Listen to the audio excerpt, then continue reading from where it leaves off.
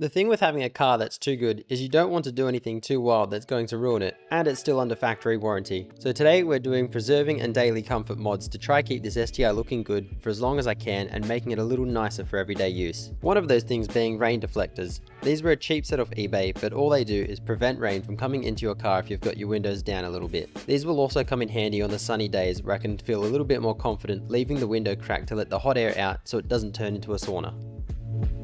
These are pretty easy to put on and already come pre-taped with 3M double-sided tape. This one had a bit of a weird fitment of the plastic not quite making contact with the door frame. The front passenger piece fitted fine, same as the rear driver side, but we had that weird fitment with the driver door piece.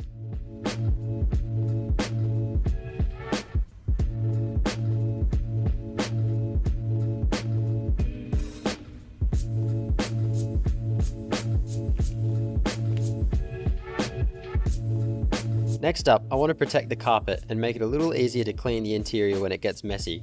So a quick vacuum to give us a good base to lay on, and the new molded mat can go straight in.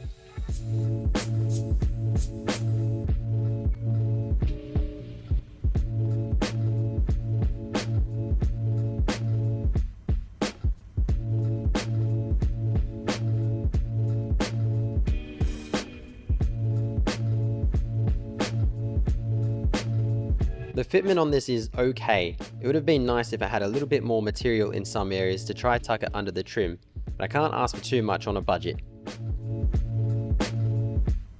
This car does have CarPlay and Android connections, but annoyingly the cable just looks messy here, and there is no connection in the center console to try keep it more discreet. So I thought I'd try this little wireless adapter, and it could have been great. It could have. But I had constant connection issues with it, and it seems like I'm not the only one after looking at a few other reviews. So maybe one day I'll try out the quad lock version, as this one seems to have positive feedback. Dashes are expensive and annoying to repair. They're relatively cheap and super easy to install. They also help deflect a little bit of that glare that you would normally get from the plastic. The only thing that sucks is these tabs. They are pretty useless and hardly work. Best off getting some decent double-sided tape in the corners and call it sweet. This next one is one that I regret getting. I've tried a wheel wrap on my older WRX and it worked okay, but this just turned into a mess. No matter how I positioned the wrap or what tension I put on the string, I just couldn't get this to sit nicely on the wheel, so this got pulled off. We're up to the final two pieces, one being the gear knob. I don't mind the standard one, but I also don't want to wear this one out, as I tried to look at new ones and they were going for nearly $300. So I said no, we're going with a $20 eBay knob. This thing is black, looks mint with the Jap writing, and is going to suck during the summer once the sun hits it. So if anything, this is an anti-daily driver mod. These eBay mods are super easy to install. All the eBay ones that I've ordered have always come with multiple adapters, so you can choose the one that suits your ride.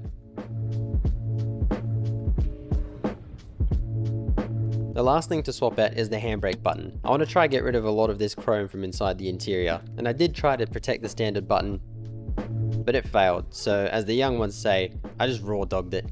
The old one screws off and the new one just screws on, and it's easy as that. Which brings us to the end of kind of making the car more daily drivable and a little more protected.